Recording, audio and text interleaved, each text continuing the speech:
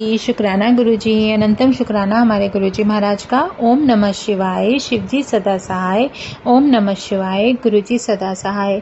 हमारे पूर्ण गुरु हमारे महाशिव की का हुक्म है और उन्हीं की आज्ञा से जो शिव पुराण चल रही है, जो भी संगत सुनना चाहती है तो हमारी प्लेलिस्ट भी साथ साथ तैयार हो रही है।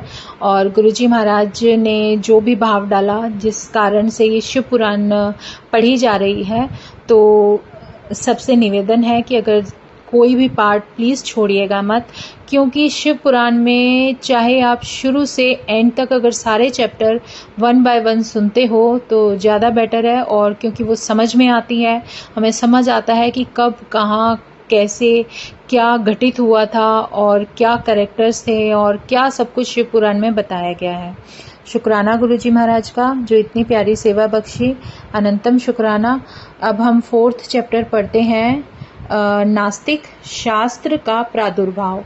कि उन तीनों राक्षसों को मारने के लिए जब भगवान विष्णु चले और उन्होंने कुछ ना कुछ एक ऐसी योजना बनाने पर काम शुरू कर दिया जिससे कि देवताओं को इन राक्षसों से पीछा छुड़ाने में मदद मिले। तो बताते हैं, सनत कुमार जी बोले, अब अच्युत भगवान ने अपनी आत्मा से बड़े भारी तेज वाले माया में पुरुष को प्रकट किया, जिसका सिर मुंडा हुआ था और जो मलिन वस्त्र पहने एक हाथ में काठ का पात्र और दूसरे हाथ में झाड़ू लिए हुए चल रहा था।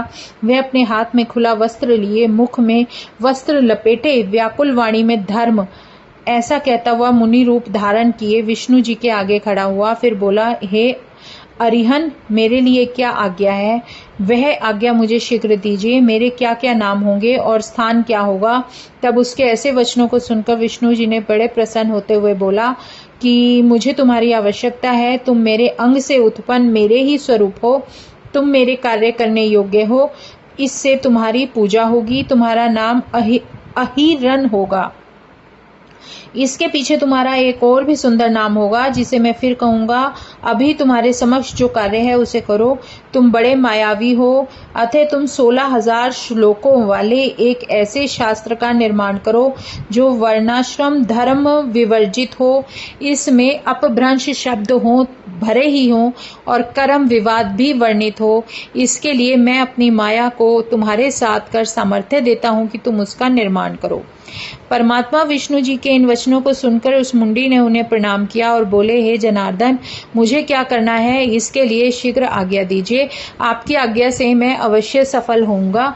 ऐसा सुनकर विष्णु जी ने उस मायामय को वह शास्त्र पढ़ा दिया जिसमें स्वर्ग नरक यही है, अन्य कहीं नहीं। फिर शिवजी के चरण कमलों का ध्यान कर विष्णु जी ने कहा, बस इसी विधान से तुम सब दैत्यों को सम्मोहन कर लो। तुम उनके पास जाकर यही शास्त्र पढ़ाओ, तुम्हें कोई दोष नहीं लगेगा। तुम्हारे इस प्रकार करने से त्रिपुरों में तमोगुण का प्रकाश होगा, जिससे वे नष्ट हो जाएंगे। मेरी आज्ञा से तुम्हारे इस धर्म का विस्तार होगा तथा तुम्हें मेरी गति प्राप्त होगी। वहां से फिर मरुस्थल में जाकर तुम कलयुग के आने तक अपने धर्म में नियत रह निवास करना, और जब कलयुग आ जाएगा तब धर्म का प्रकाश कर अनेक शिष्यों के साथ अपने धर्म का प्रचार करना। ऐसा कहकर विष्णु जी अंतर ध्यान हो गए। तत्पश्चात मुंडी ने भगवान की आज्ञा से बहुत से शिष्य बनाए और उनको वही माया में अपना शास्त्र पढ़ाया। अब उसके 4 शिष्य हो गए। भगवान ने उनसे भी वह कहा जो पहले वाले से कहा था। शिव आज्ञा से भी अपने गुरु के समान ही मलिन वस्त्र धारण कर अल्पभाषी बन उसका लाभ रूपी तत्व लेने लगे। उन चारों ने पाखंड धर्म अपनाया, हाथ में पात्र ले नाक पर कपड़ा लपेट इधर उधर विचरने लगे। उन्होंने अपने हाथ से छोटे वस्त्रों से बनी हुई बुहारी ले लिया और जीव हिंसा के भय से धीरे धीरे पैर रखकर चलना आरंभ किया। भगवान ने पकड़कर उन्हें उनके गुरु के हवाले किया। फिर पहले वाले आदि का आदि रूप नाम रखा और उन चारों का कृषिपति, कार्य और उपाध्याय नामकरण कर दिया।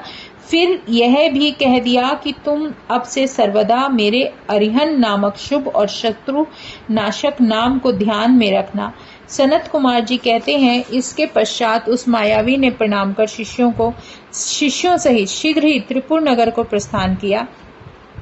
वहां जाकर उसने शीघ्र ही अपनी कृषि माया फैला दी और बालकों को मोहित कर लिया, परंतु शिवजी के प्रभाव से त्रिपुर में उनकी माया सहज ही फैल न सकी। इससे वे अति व्याकुल हो गए। उन्होंने विष्णु जी को स्मरण किया, विष्णु जी ने शिव जी का स्मरण किया, फिर उनकी आज्ञा पाकर उन्होंने नारद जी का स्मरण किया। नारद जी उपस्थित हुए। उन्होंने विष्णु जी ने त्रिपुरों के नगर में जाने का यह आदेश दिया कि तुम इन ऋषि शिष्यों सहित वहां जाकर वहां के निवासियों को मोहित कर देव कार्य करो। नारद जी त्रिपुरों के नगर को गए और मायावियों के गुरु ऋषि से बोले। उन्होंने उस मायावी से दीक्षा ली, फिर क्षेम प्रश्न करते हुए त्रिपुरपति से मिले। राजा से यतियों की और धर्मपरायण और विद्या की संपन्नता कहकर उनकी प्रशंसा की और कहा कि यह धर्म सबसे उत्तम है, इसी से मैं भी इनसे दीक्षित हुआ हूँ। यदि तुम्हारी इच्छा हो तो तुम भी इनसे दीक्षित हो जाओ। यह सुनकर त्रिपुराधीश को बड़ा आश्चर्य हुआ, परंतु मोहित हो वे उस मुंडी से दीक्षित होने लगे। उसने उन्हें अपना गुरु बनाया। यह देख सभी त्रिपुरवासी मुड़िया से दीक्षित हुए।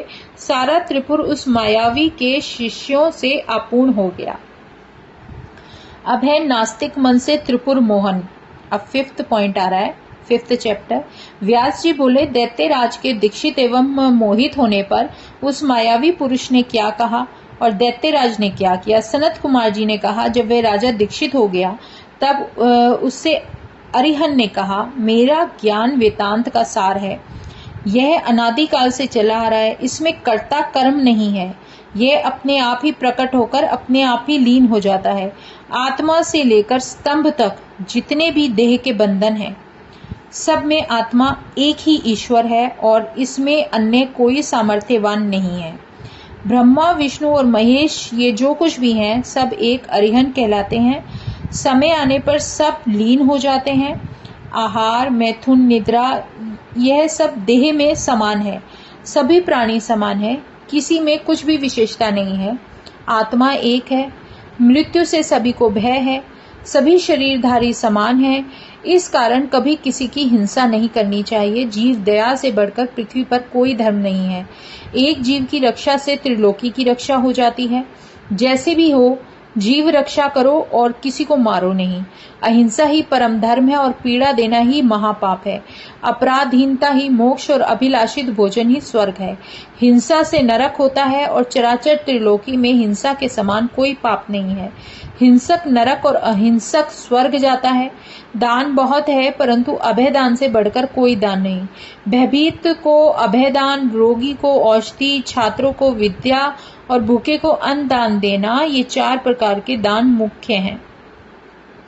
मणि, मंत्र और औषधि के प्रभाव को बिना विचारे ही नाम और अर्थ के उपार्जन के लिए प्रयत्न पूर्वक अभ्यास करें। बहुत साधन की क्या आवश्यकता है। सभी और के केवल 12 स्थानों को ही पूजा करें, यथा 5 कर्मेंद्रिय, 5 ज्ञानेंद्रिय, मन और बुद्धि। प्राणियों को स्वर्ग और नरक यही है और कहीं भी नहीं। सुख का नाम स्वर्ग और दुख का नाम नरक है। सुख पूर्वक मरना ही मोक्ष है और यदि वासना सहित क्लेशों का नाश हो जाए तो उस अज्ञान की निवृत्ति को ही मोक्ष जाने। मतलब अगर आपके जो उससे रिलेटेड जितने भी क्लेश हैं उसी का नाश हो जाए तो आप जो है बिल्कुल मोक्ष की तरफ चल पड़े हो। यज्ञों में पशुवध भ्रम और यह असंतों का ही मत है। ज्ञानी पशुवध नहीं मानता। अग्नि में तिल, घी और पशु की आहुति करके स्वर्ग की इच्छा करना बहुत विचित्र बात है। इस प्रकार उस असुर नायक के लिए यतिराज ने अपना सिद्धांत कहकर फिर पूर्ववासियों को आदर से कहा कि प्रत्यक्ष अर्थ में ही निवास करना चाहिए। यही एकमात्र सुख का साधन है। यही वेद से परे की बात है। बोध शास्त्रों में भी यही निर्दिष्ट है। आनंद ही ब्रह्म है और नानात्व कल्पना मिथ्या है। शरीर के स्वस्थ रहते ही सुख का साधन कर लेना चाहिए। बुढ़ापा आ जाएगा तो सुख का साधन क्या होगा। सुख की इच्छा वालों को तो अपना शरीर भी अर्पण कर देना चाहिए। यह देह शीघ्र ही नष्ट हो जाने वाली है।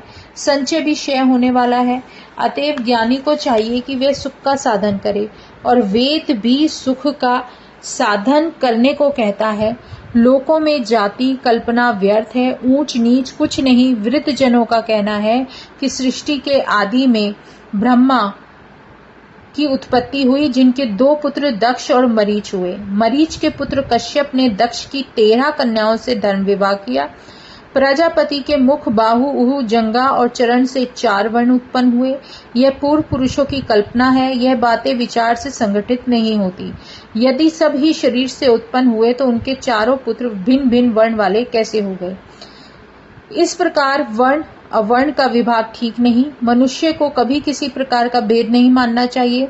सनत कुमार जी ने कहा, इस प्रकार उस यति ने पूर्ववासी राजा से भाषण कर वेद मार्ग को नष्ट किया और पतिव्रताओं के व्रत तथा पुरुषों के जितेंद्रिय व्रत का भी खंडन किया।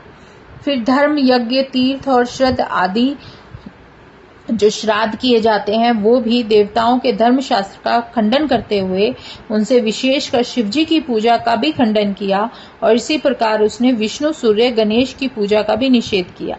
उसने अपने यहाँ के सब वे धर्म दूर कर दिए और वहाँ की संपूर्ण स्त्रियां मोहित हो यदि धर्म के आश्रित हो गई।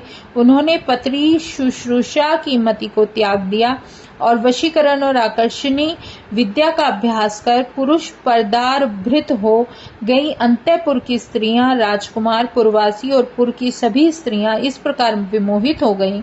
त्रिपुरवासी सभी अपने धर्म से परांग मुख हो गए और अधर्म फैल गया। फिर तो भगवान विष्णु की माया से अलक्ष्मी ने त्रिपुरों के घर में अपना वास नहीं बनाया और लक्ष्मी उन्हें त्याग कर चली गई।